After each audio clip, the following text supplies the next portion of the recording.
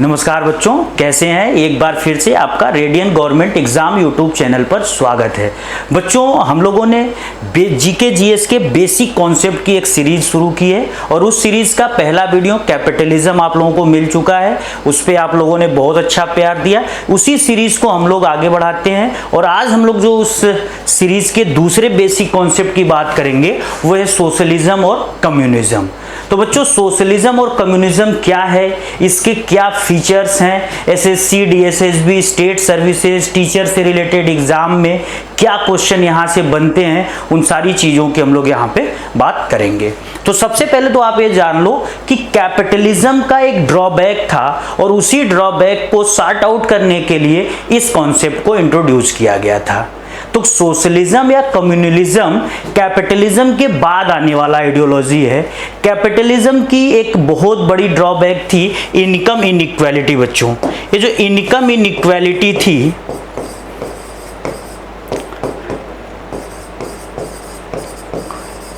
इसको कहते थे आय की असमानता।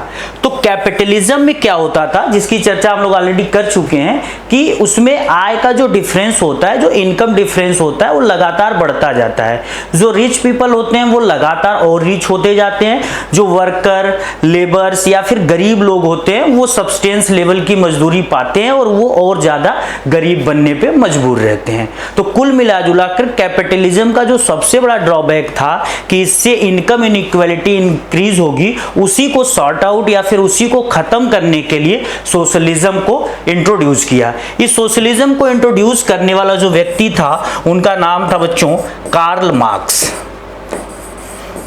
कार्ल मार्क्स कहते हैं कि कैपिटलिज्म के कारण जब इनकम इनइक्वालिटी होगी तो आप देखोगे कि सोसाइटी में वायलेंट क्लास कन्फ्लिक्ट होगा, यानी कि हिंसात्मक वर्ग संघर्ष होगा।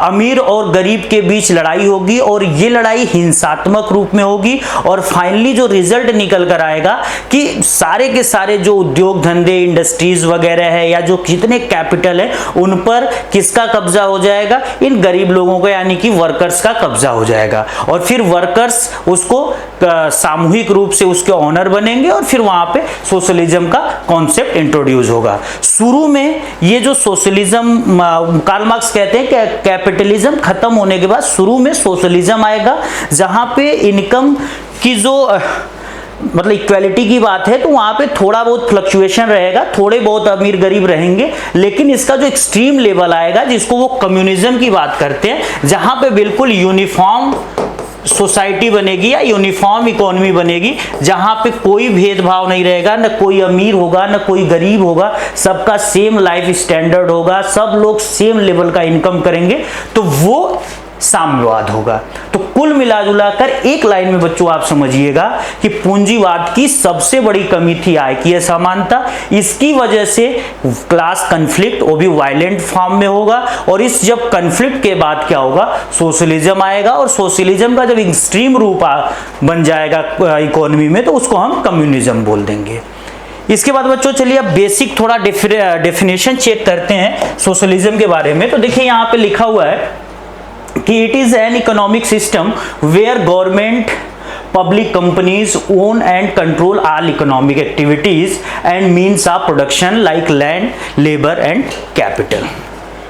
सीधे सीधे आसान भाषा में कहें तो समाजवाद एक ऐसी आर्थिक प्रणाली है या एक ऐसी आर्थिक प्रक्रिया है जिसमें उत्पादन के सभी साधनों जैसे कि भूमि, श्रमिक या फिर पूंजी, साथ ही जितने भी इकोनॉमिक एक्टिविटीज हैं उन सब पर जो कंट्रोल होगा या फिर जो स्वामित्व होगा वो गवर्नमेंट या फिर पब्लिक सेक्टर इंटरप्राइजेस का होगा। तो बच्चों यहाँ पर एक चीज आप हमेशा याद रखिएगा कि इस सेक्टर की जो सबसे बड़ी बात है कि यहाँ पे सरकार या फिर सार्वजनिक कंपनियां ही कंट्रोलर के फॉर्म में होंगी। कैपिटलिज्म में जहां मार्केट कंट्रोल करता था, सब कुछ मार्केट पे छोड़ दिया जाता था और वो मार्केट फोर्सेस यानी कि डिमांड और सप्लाई सब कुछ तय कर रही थी। सोशलिज्म में ऐसा नहीं है। सोशलिज्म में जितनी भी इकोनॉमिक एक्टिविटीज हैं उन सबका जो कंट्रोलर होगा वो खुद गवर्नमेंट होगा या गवर्नमेंट द्वारा डिटरमाइंड कोई भी इंस्टीट्यूशन होगा। बच्चों इसके बाद आगे देखते हैं कि समाजवादी अर्थव्यवस्था मार्क्सवादी अर्थव्यवस्था का एक अप्लाइड अनुप्रयुक्त मतलब अप्लाइड। तो मैंने अभी थोड़ी देर पहले आपको बताया था कि जो सोशलिस्ट इकोनॉमीज है यही आगे चलकर किस में बदलेगी, मार्क्सिस्ट इकोनॉमी में। और मार्क्सिस्ट इकोनॉमी को ही बच्चों हम लोग क्या बोल रहे थे, कम्युनिज्म बोल रहे थे। तो ये जो कम्युनिज्म है जिसको मार्क्सवाद बोला जाता है या फिर साम्यवाद बोला जाता है, ये एक्चुअल में क्या है कि समाजवाद का एक्सट्रीम लेवल है। तो यहां पे आप देख लो कि socialist economy is the applied and flexible form of Marxist economy which favours a uniform economy, जिसकी बात मैंने किया था कि इस मार्क्सिस्ट इकोनॉमी में या कम्युनिज्म इकोनॉमी में बिल्कुल यूनिफॉर्म सोसाइटी स्टैब्लिश होगी। इसके बाद बच्चों जो एसएससी या फिर डीएसएसबी या फिर और भी जो एग्जाम है आपके स्टेट सर्विसेज, वो सारे आपसे क्या पूछेंगे, which type of economy is known as state economy, which type of economy is known as command economy, या which type of economy is known as central planned economy. यानी कि किस प्रकार की अर्थव्यवस्थाओं को केंद्रीय नियोजित अर्थव्यवस्था, कमांड अर्थव्यवस्था, इवन स्टेट इकोनॉमी भी बच्चों। तो यहां पे याद रखिएगा स्टेट इकोनॉमी। तो समाजवादी अर्थव्यवस्थाओं को या सोशलिस्ट इकोनॉमीज के कई सारे निक नेम्स भी हैं, जैसे स्टेट इकोनॉमी, कमांड इकोनॉमी या फिर सेंट्रल प्लान्ड इकोनॉमी। इसको सेंट्रल इंस्टीट्यूशन बेस्ड इकोनॉमी भी कहते हैं। तो कहीं से भी अगर आपसे क्वेश्चन पूछा जाएगा एसएससी वगैरह में तो बच्चों आप कर लेना। इसके बाद आगे देखते हैं, इसमें इसके कुछ फीचर्स चेक करते हैं। सोशलिज्म के बेसिक जो फीचर्स हैं उनमें सबसे पहली चीज dominance of public sector, government owned companies. जाहिर सी बात है जब सोशलिज्म होगा तो वहां पे गवर्नमेंट का डोमिनेंस होगा, और गवर्नमेंट डोमिनेट करेगी तो गवर्नमेंट कंपनीज ही सब कुछ ओन करेगी, चाहे वो मीन्स ऑफ प्रोडक्शन हो, चाहे रॉ मटेरियल्स हो या कोई भी चीज हो। तो यहाँ पे जो भी सार्वजनिक क्षेत्र है या सरकारी क्षेत्र है वो सब कुछ कंट्रोल करेगा।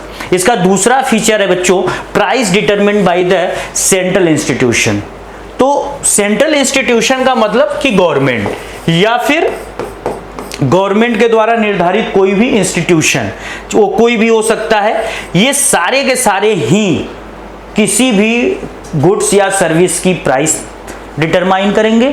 साथ ही वर्कर्स को कितना वेज मिलेगा, लैंड को कितना रेंट मिलेगा या फिर कैपिटल को कितना इंटरेस्ट मिलेगा, ये सब कुछ जो तय होगा ये सिर्फ और सिर्फ गवर्नमेंट या फिर सेंट्रल इंस्टीट्यूशन के द्वारा तय होगा। इसकी एक और विशेषता यहाँ पे बच्चों बहुत इंपॉर्टेंट है कि पेमेंट इसका नीड के अनुसार होगा। यानी कि अगर आप वर्कर हो तो आप अपनी एबिलिटी के अनुसार काम करिए, और आपको जो पेमेंट होगा ये आपको पेमेंट आपके नीड के अनुसार होगा। ये सोशलिज्म इसकी बात करता है।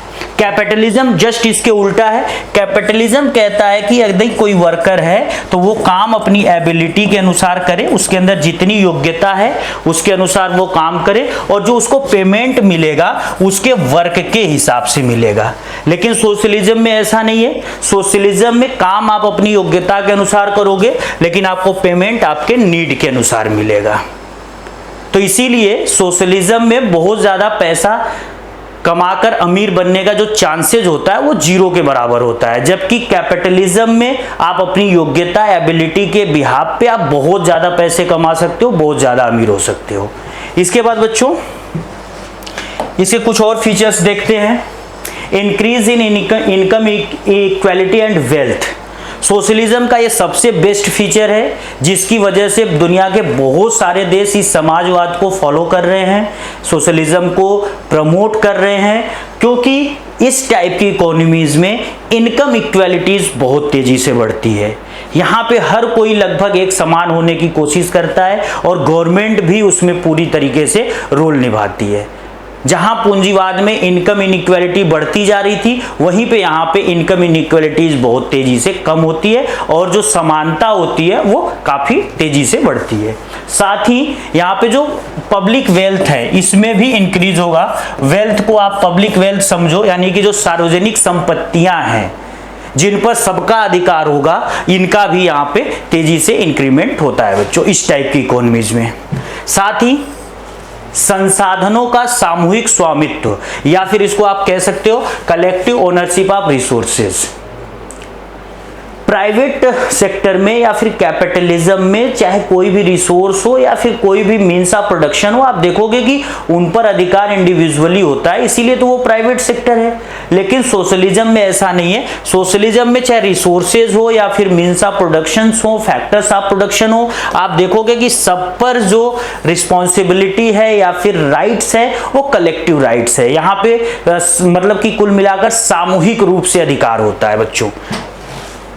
सोशलिज्म का एक और फीचर है यहाँ पे, इट प्रमोट सोशल वेलफेयर, जो कि सबसे बेस्ट इसका फीचर है इनकम इक्वालिटी इंक्रीज के साथ साथ, क्योंकि जो कैपिटलिज्म होता है वो प्रॉफिट ओरिएंटेड होता है बच्चों, वो लगातार प्रॉफिट की तरफ क्या करता है, मूव करता है। कैपिटलिज्म में प्राइवेट कंपनियां हमेशा प्रॉफिट की तरफ भागती हैं, सोशलिज्म में ऐसा नहीं है। सोशलिज्म का जो मेन टारगेट ही होता है वो होता है बच्चों सोशल वेलफेयर, यानी कि मैक्सिमम जितनी भी कंपनीज होंगी वो प्रॉफिट के पीछे नहीं भागेंगी, वो क्या करेंगी, वो सोशल वेलफेयर के लिए काम करेंगी, समाज के कल्याण के लिए काम करेंगी। इस टाइप की इकोनॉमीज के कुछ ड्रॉबैक होते हैं जिसकी वजह से इनकी पॉपुलैरिटीज कहीं ना कहीं कम होती हैं। उनका देखिए ड्रॉबैक इनके भी थोड़े से मैं बता देता हूं। यहाँ पे लैक ऑफ इनोवेशन होता है। लैक ऑफ इनोवेशन इसलिए होता है क्योंकि जब सबको नीड के अनुसार पेमेंट दिया जाएगा और एबिलिटी के अनुसार लोग काम करेंगे तो कोई भी अपनी एबिलिटी को बहुत ज्यादा बढ़ाने की कोशिश नहीं करता, क्योंकि उसको पता है कि मैं थोड़ा काम करूं या ज्यादा करूं मुझे मेरे नीड के हिसाब से पेमेंट मिल जाएगा। तो इसीलिए यहाँ पे इनोवेशन बहुत कम होता है, साथ ही इकोनॉमिक फ्रीडम भी बहुत कम होता है। वर्क इफिशियंसी ऑलरेडी बहुत तेजी से नीचे गिरता है। आप अपने यहाँ के सरकारी दफ्तरों को या सरकारी क्षेत्रों को देख लो, कितने इफिशिएंटली गवर्नमेंट एम्प्लॉइज काम करते हैं, आप खुद अनुमान लगा सकते हैं। साथ ही यहाँ पे कंज्यूमर सेटिस्फेक्शन भी बच्चों क्या होगा, लगातार नीचे गिरता जाएगा, क्योंकि प्रोडक्ट्स की वैरायटीज नहीं होंगी। गवर्नमेंट ही तय कर रहा है तो कुछ टाइप से वस्तुएं बना देगा, सेवाएं बना देगा, वही से आपको काम करना है। जबकि कैपिटलिज्म में ऐसा नहीं है। कैपिटलिज्म में क्या है, गुड्स एंड सर्विसेज की बहुत ज्यादा वैरायटीज होती हैं, जिसे कंज्यूमर सेटिस्फेक्शन बहुत तेजी से इंक्रीज करता है। दुनिया के कुछ बेहतरीन देश जो सोशलिज्म फॉलो करते हैं और इसके लीडर कंट्री हैं और पूरी दुनिया में ठेका ले रखा है इन लोगों ने कि हम सोशलिज्म को एक्सपेंड करेंगे, उनमें बच्चों सबसे बड़ा नाम आता है रसिया का। रसिया जो कि एक समय सोवियत संघ या यूएसएसआर के नाम से जाना जाता था, ये अमेरिका को चुनौती देता था, वो अमेरिका के कैपिटलिज्म को चुनौती देता था अपने इस सोशलिज्म के कॉन्सेप्ट पे। तो आज भी रसिया सोशलिज्म फॉलो करता है और पूरी दुनिया में इसको बढ़ाने की लगातार कोशिश कर रहा है। दूसरा देश है चाइना। चाइना भी अपने आप को सोशलिस्ट कंट्री कहता है बच्चों। क्यूबा है, नॉर्थ कोरिया है, तो ये कई सारे देश हैं। इसके अलावा और भी देश हैं, ये कुछ इंपॉर्टेंट कंट्रीज हैं जो सोशलिज्म फॉलो करते हैं। तो बच्चों आज की वीडियो में सोशलिज्म की बात की गई थी, लास्ट वीडियो में कैपिटलिज्म की बात की गई थी। दोनों वीडियो में हमारे देश का नाम नहीं आया। आखिर हमारा देश सोशलिस्ट कंट्री है या फिर कैपिटलिस्ट कंट्री है, इसका सस्पेंस हम खत्म करेंगे अगली वीडियो में, जब हम बात करेंगे तीसरे टाइप के आइडियोलॉजी जिसको हम मिक्स्ड इकोनॉमीज या फिर मिक्स्ड आइडियोलॉजी बोलते हैं। तो बच्चों अगले वीडियो के लिए वेट करिए। धन्यवाद।